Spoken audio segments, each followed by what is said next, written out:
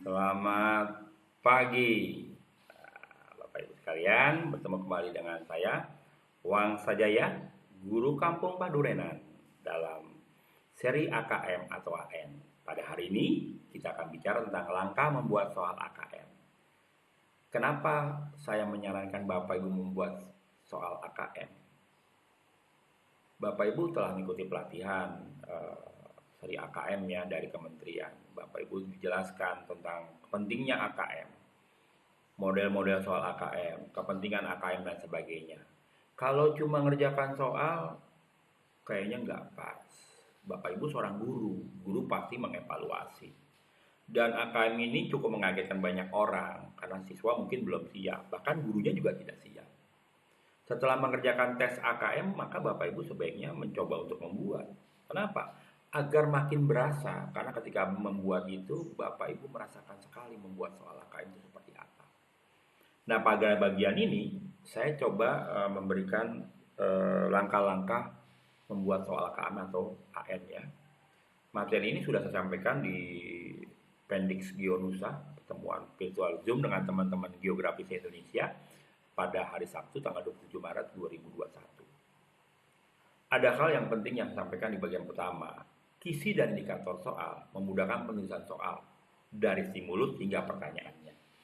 Jadi kalau Bapak Ibu nggak buat kisi dan indikator soal, maka Bapak Ibu terlalu lama waktunya untuk menerjemahkan pembuatan soal. Jadi saran saya, lakukan dulu itu. Ya, lakukan dulu itu ya. Kita lihat. Lanjut ke bagian kedua. Apa itu asesmen? Asesmen merupakan kegiatan untuk mengungkapkan kualitas proses dan hasil pembelajaran. Banyak yang mencampur adukan pengertian antara evaluation, penilaian assessment, pengukuran measurement, dan tes. Padahal keempatnya memiliki pengertian dan fungsi yang berbeda. Penilaian atau assessment adalah penerapan berbagai cara dan penggunaan beragam alat penilaian untuk memperoleh informasi tentang sejauh mana hasil belajar siswa atau ketercapaian kompetensi siswa. Penilaian menjawab pertanyaan tentang sebaik apa hasil atau prestasi belajar seorang siswa. Tes adalah cara penilaian yang dirancang dan dilaksanakan kepada siswa pada waktu dan tempat tertentu, serta dalam kondisi yang memenuhi syarat-syarat tertentu yang jelas.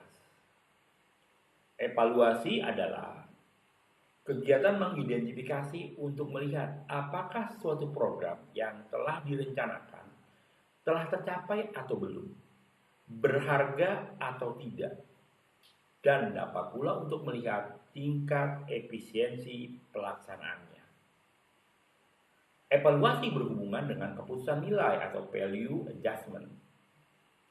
Pengukuran atau measurement adalah proses pemberian angka atau usaha memperoleh deskripsi numerik dari suatu tingkatan di mana seorang siswa telah mencapai karakteristik tertentu. Hasil penilaian dapat berupa nilai kualitatif dan nilai kuantitatif. Pengukuran berhubungan dengan proses pencarian atau penentuan nilai kuantitatif tersebut. Jadi sudah cukup jelas ya.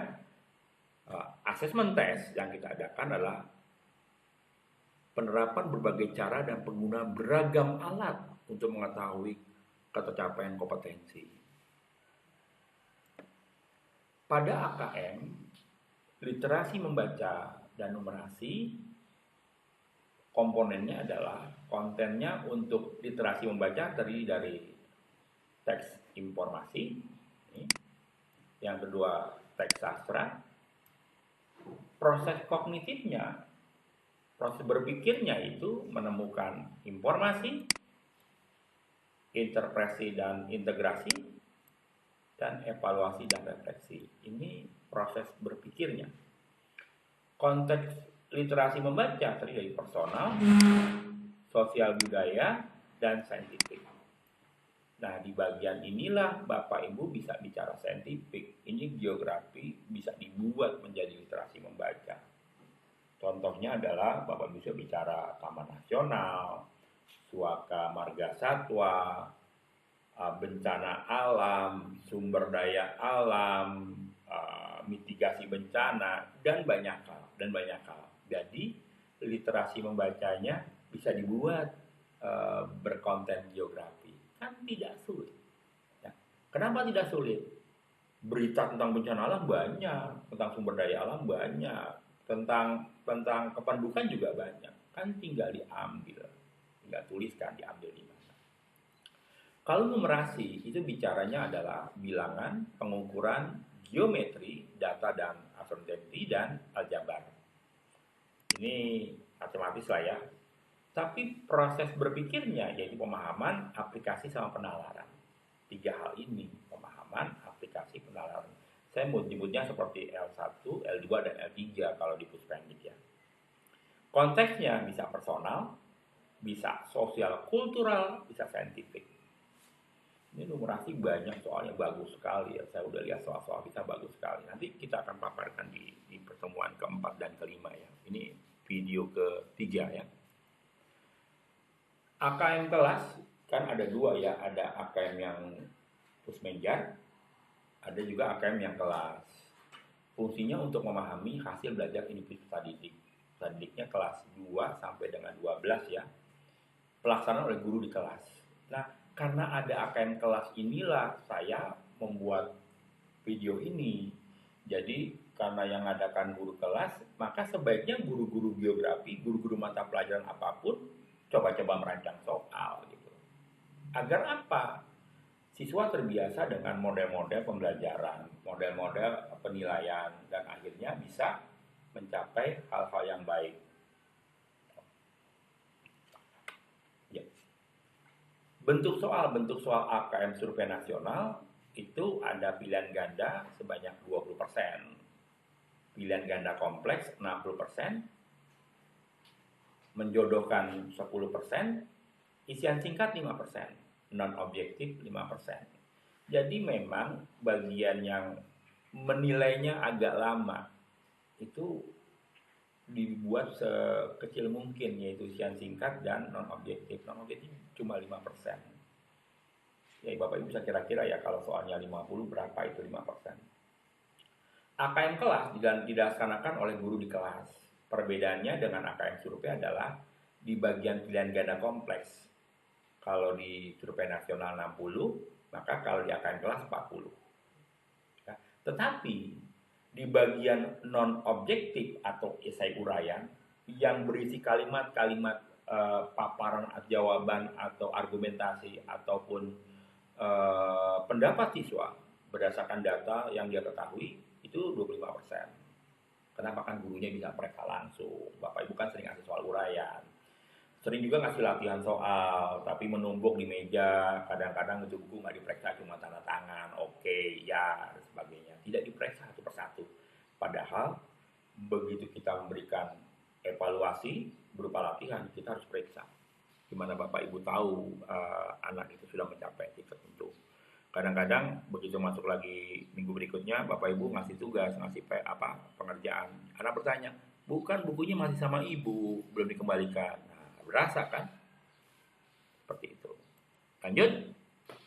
Ini contoh analisa kompetensi dasar mata pelajaran geografi. Saya pakainya menganalisis. Ini Bapak Ibu sudah hafal lah. Ada dinamika planet bumi, litosfer, atmosfer, hidrosfer. Itu di kelas 10 ya.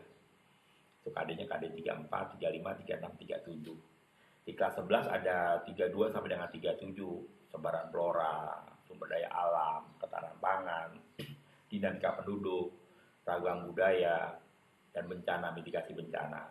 Ya, ini kelas 11 memang banyak materinya Bapak Ibu. Kelas 12 itu cuma 3 ya, mengenai struktur perhubungan letak desa kota, jaringan transportasi sama karakteristik negara berkembang. Ini yang maksudnya ini yang bisa dibuat soal dengan menganalisis ya.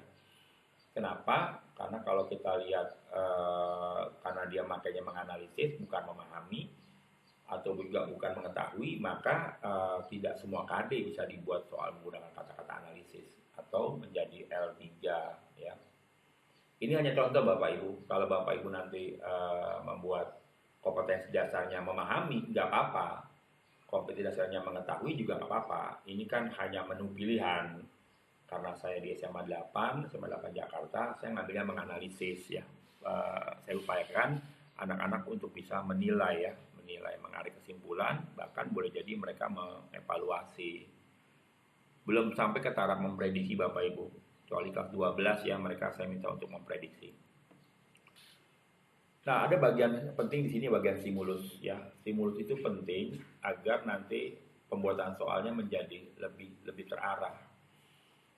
Kompetensi dasar yang tadi yang menganalisis dan sebagainya itu terlihat membuat stimulus, disajikan peta lempeng tektonik. Jadi harus ada peta lempeng tektonik. Soal nomor 2, KD kedua disajikan gambar litosfer. KD yang ketiga disajikan data curah hujan. KD yang keempat disajikan gambar zona kedalaman laut. Yang diminta apa? Kemampuan apa yang diujikan? Memprediksi daerah rawan bencana dan penanggulangannya.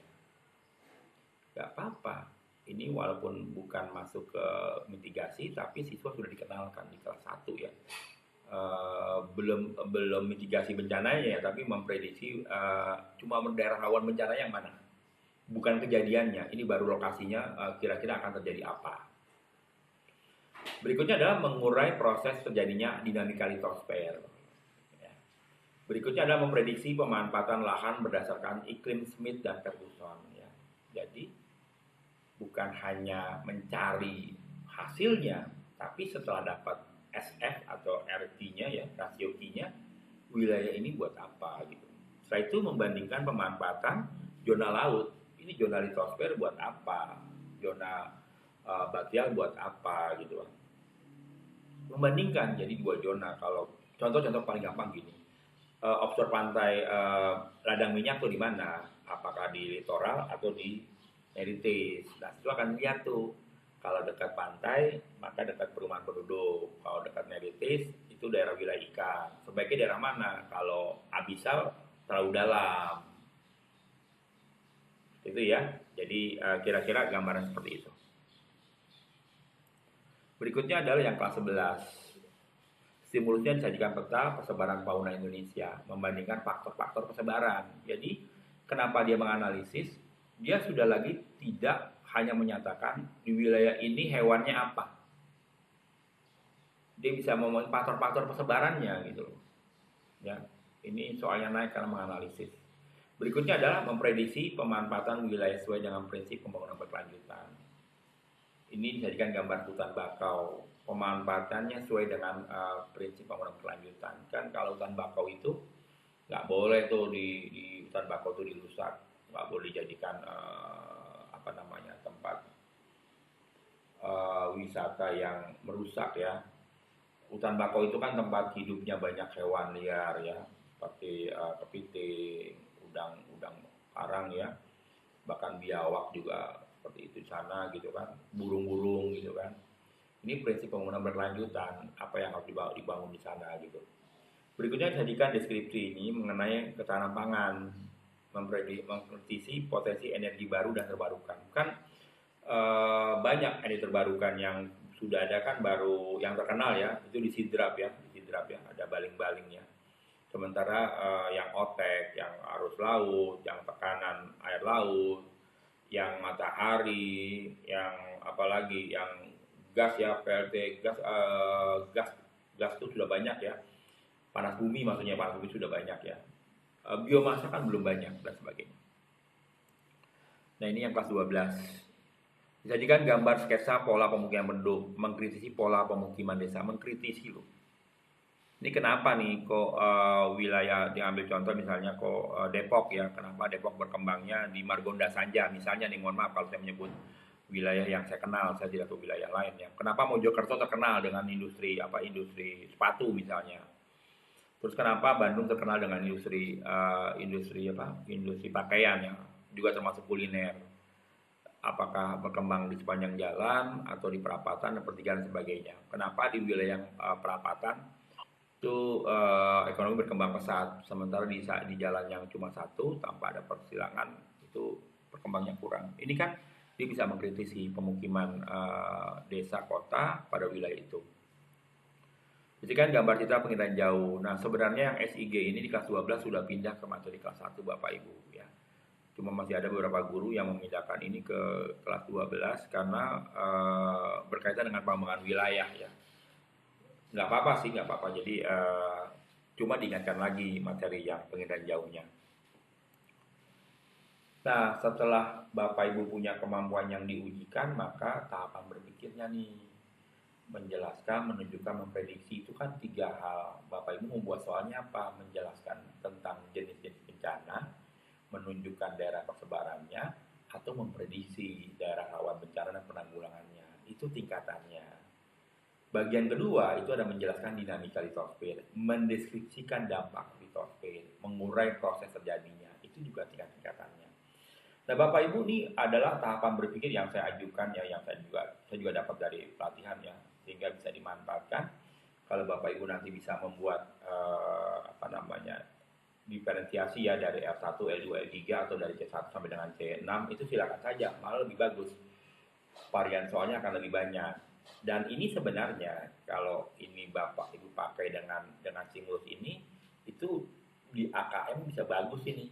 Kenapa? Tahapan berpikirnya soalnya jadi banyak. Bapak Ibu bisa membuat soal dari yang L1 sampai dengan L3, yang dari C1 sampai dengan C6. Kenapa? Karena fungsi AKM itu kan memetakan kompetensi ya, kompetensi siswa ya.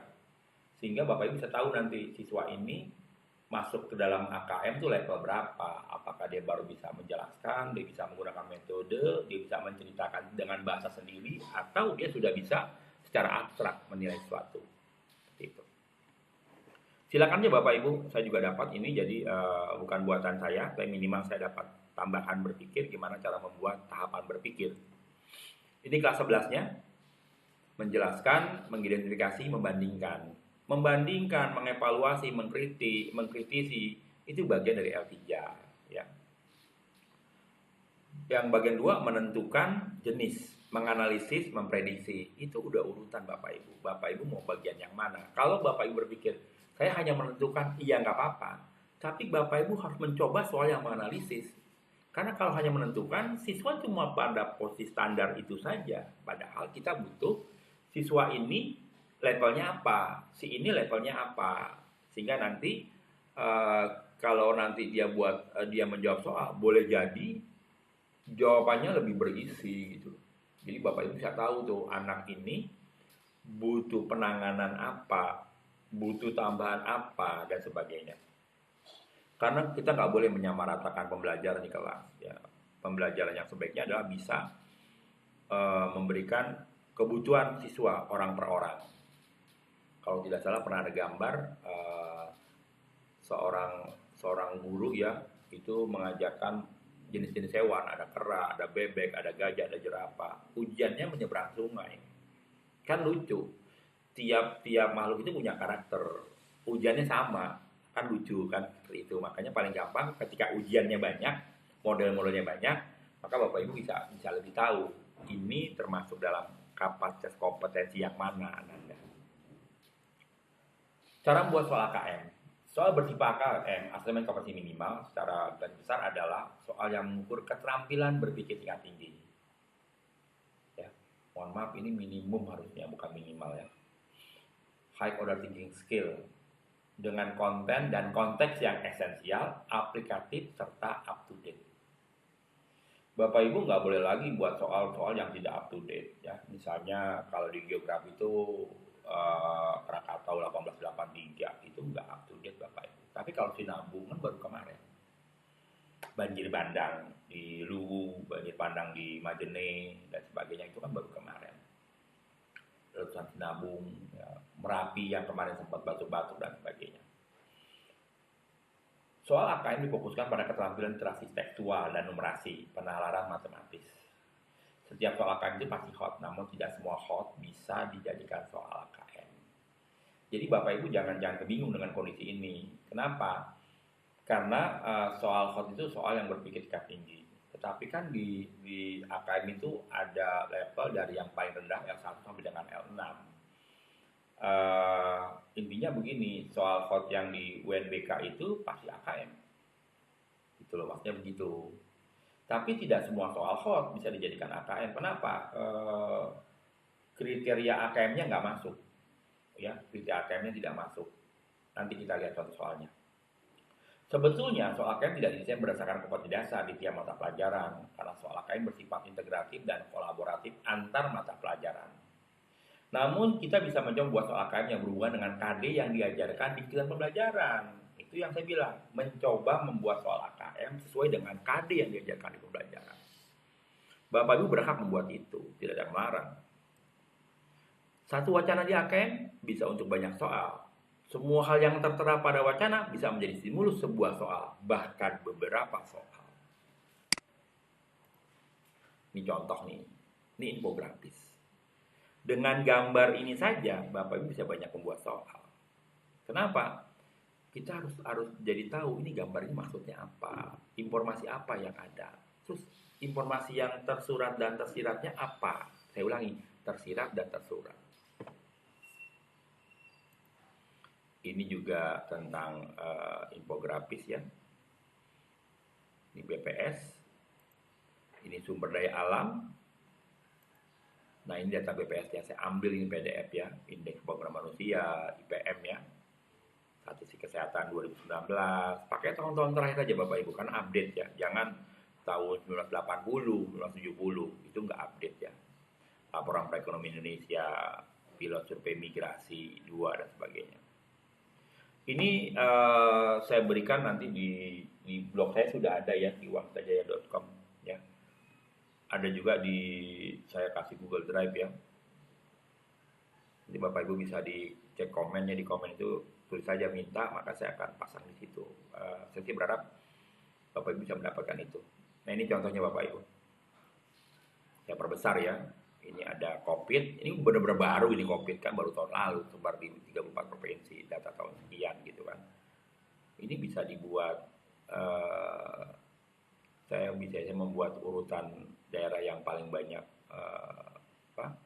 mengalami COVID, ini dampak, saya bisa mengurutkan, bisa menentukan wilayah mana yang paling terdampak, banyakkan mana yang mengalami mohon maaf, meninggal dunia, kerusakan sarana dan sebagainya. Ini tentang jalur-jalur perairan ya, ini ikan ya.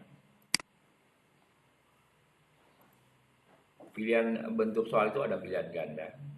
Ya, ini pertama pilihan ganda, soal pilihan ganda terdiri atas pokok soal dengan berapa pilihan jawaban. Saya dapat menjawab soal dengan memilih satu jawaban dan benar dari beberapa pilihan jawaban yang disediakan. Hati-hati Bapak Ibu, kadang-kadang Bapak Ibu, kenapa saya bilang tolong diuji cobakan atau ditanyakan ke teman. Kadang-kadang kita di beberapa soal itu ambigu ya. Makanya ada perubahan di soal UNBK. Kalau dulu menanyakan ada kasus, termasuk dalam pendekatan apa. Nah pendekatan cuma 3, tapi pilihan jawabannya cuma 5. Maka ada dua jawaban yang cloning ya, keturunan yang nama lain. Pendekatan keruangan di A, yang B-nya pendekatan spasial. Kan gitu, pendekatan kewilayahan, yang berikutnya pendekatan regional, kan sama saja. Makanya diubah soalnya. Ada persoalan 1, 2, 3, 4, 5 yang termasuk dalam pendekatan keruangan sesuai angka, kan gitu biasanya. Perubahannya seperti itu. Ingat, pada saat menulis soal pilihan ganda itu ada teknik khusus sendiri Bu, ada standar yang dibuat oleh Puspendik. Penulis soal pilihan ganda harus memenuhi kaidah penulisan soal PG, yaitu dari segi materi, konstruksi, dan bahasa. Dari segi materi, konsep harus benar, kunci hanya satu, pilihan jawaban harus homogen dan logis. Ya, kalau dia bicaranya litosfer, ya pilihan jawabannya semua tentang litosfer. Bapak Ibu tidak boleh masukkan atmosfer di situ. Ini sudah jauh ya. Yang kedua, kalau yang jawaban A itu 4 kalimat, yang 4 kata, jangan sampai yang jawaban B 12 kata. Itu enggak homogen. Juga logis, bicaranya apa? Bicaranya tentang mitigasi bencana, banjir. Tapi ada jawaban tentang Gunung Merapi, nggak ada hubungannya dengan banjir gitu loh. Juga nggak boleh ada pilihan jawaban yang di bawah nih, semua jawaban di atas salah atau benar tuh nggak boleh ya. Tidak boleh menimbulkan pengertian ganda. Juga diurutkan antara pilihan jawaban dari urutan jawaban yang terkecil yang terbesar, misalnya skala ya, 1 banding 100.000, di bawah 1 banding 200.000, 1 banding 300.000, 1 banding 4.000, 1 banding 5.000, nggak boleh acak ya. Itu ada urutannya Bapak Ibu mungkin teman-teman yang penelaah soal atau diminta untuk menelaah soal itu PSMA atau direktorat, bukan direktorat ya pastinya ya, itu membuat aplikasi ya untuk menilai atau menelaah soal. Dari segi bahasa harus berbahasa Indonesia, tidak boleh ada kata atau frasa yang kedaerahan, karena boleh jadi kalau soalnya untuk nasional ini nggak nyaman untuk wilayah tertentu. Itu pilihan ganda.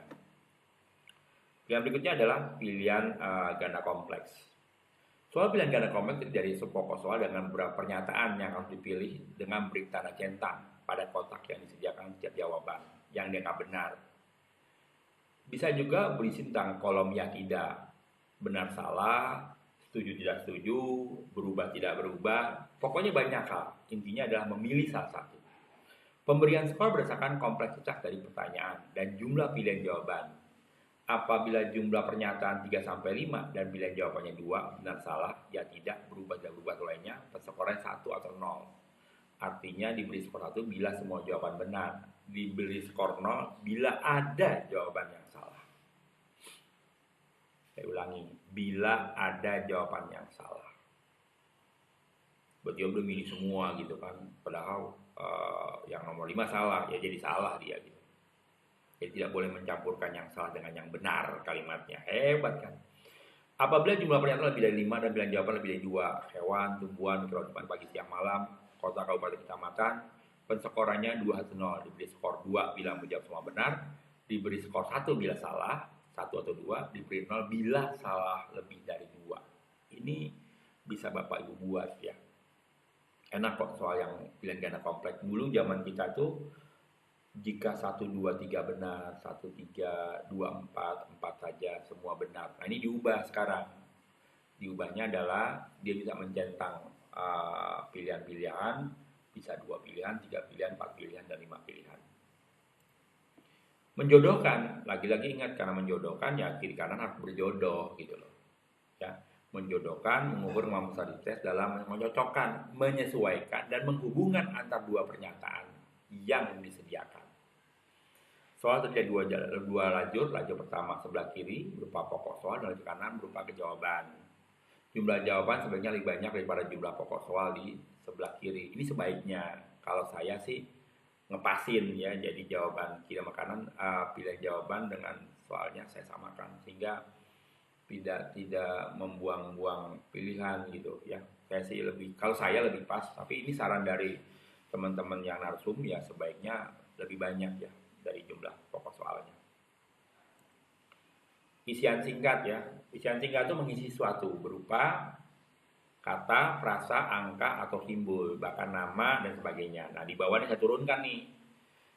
Menyebutkan istilah, fakta, prinsip, metode, data sederhana, angka, simbol matematik dan melengkapi persamaan ya.